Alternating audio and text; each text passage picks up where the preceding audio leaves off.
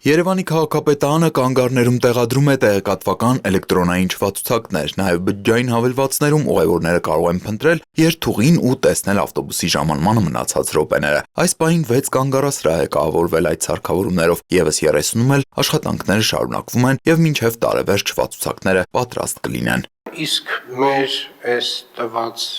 տեղեկատվությունը ինչքանով է իրականության հետ համապատասխանում, այսինքն ինչքանով է շեղվում։ Ունենք որոշ բողոքներ, որոշ դեպքերում որոշակի շեղում է այստեղ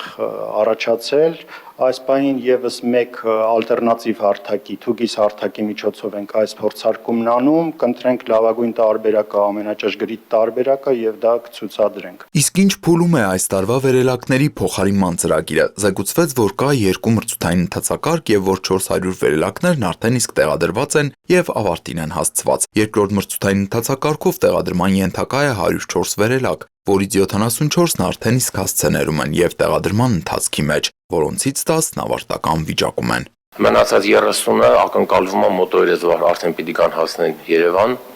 ու դրանց տեղադրման աշխատանքները նույնպես ավարտվեն։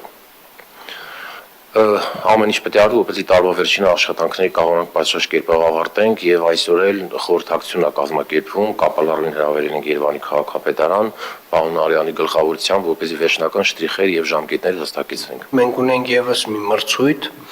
որը չկայացավ այս տարի, եւս 100 վերելակի, ճիշտ եմ հիշում։ Այսինքն հասցեներ 100 մուտք ունենք, որը որ չի կայացել փաստացի։ Այո։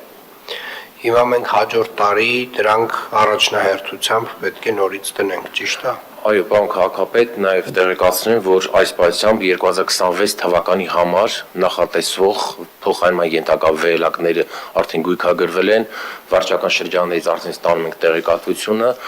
մոտորերս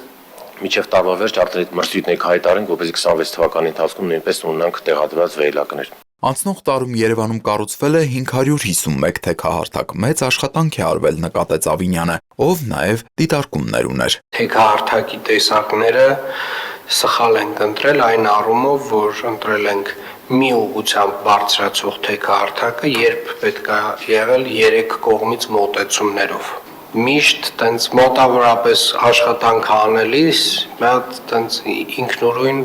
անվասայլակով կամ մանկասայլակով այդ հատվածով պատկերացնում ենք ոնց ենք անցնելու։ Եթե չի ստացվում անցնել, այդ ձևով չենք անում աշխատանքը, փոխում ենք։ Երևանի քաղաքապետարանն արդեն 2 տարի իրականացնում է օդի որակի չափումներ։ Նախորդ տարվանից խոշոր կառուցապատող ընկերություններում ներդրվել են սարքեր, որոնք միացված են քաղաքապետարանի GIS համակարգին։ Տիգրան Ավինյանն ասաց, որ 175 սարքից ստացվող տվյալները խոսում են այն մասին, որ օդի որակը Երևանում նոյեմբերի կեսերից վատթարանում է եւ սկսում է բարելավվել մարտի կեսերից։ Ամենացավալի հատվածը այն է, որ տենց բավականին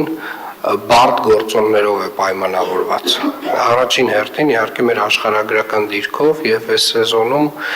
նաեւ որոշակի եղանակային պայմաններով օդի ինվերսիայով եւ այդ օդը, այսպես ասած, գալիս է եւ մեր տարածաշրջանում էական ժամանակ մնում է։ Իհարկե լուծումներ կան, շատ բարդ լուծումներ են դրանք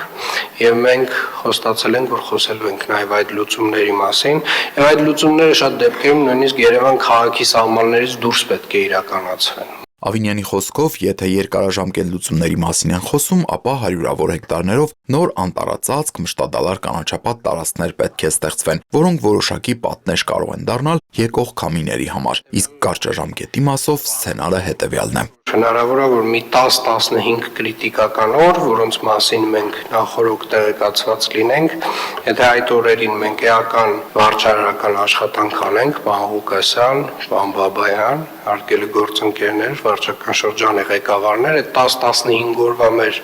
վարչարարությունը կարող է ազդել 45-ից 60 օրվա վրա։ Ըստ քաղաքապետի խոսքն այն մասին չէ, որ օդի որակը շատ լավը կլինի այդ ընթացքում, բայց 10 օր ճիշտ թիրախային կետային աշխատանքի դեպքում հնարավոր կլինի մոտ 20%-ի ազդեցություն ունենալ։ Ավինյանը հանձնարարեց կառուցապատողներին նաև տեղեկացնել փոշու ճնշիչ սարքերի տեղադրման մասին։ Կարգավորման վերաբերյալ որոշումը քաղաքապետարանը կընդունի դեկտեմբերին։ Պաշտպանիչ ցանցերից բացի պարտադիր կդառնան նաև դրանք։ Տիգրան Հովակիմյան, Հորիզոն։